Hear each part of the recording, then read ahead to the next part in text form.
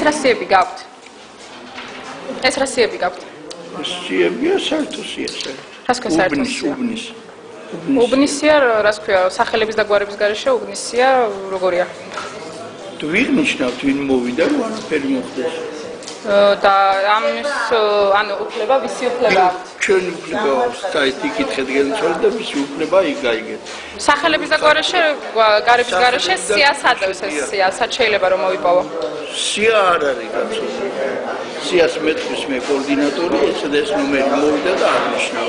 ისე არ არის მოსული 94 არ არის მოსული.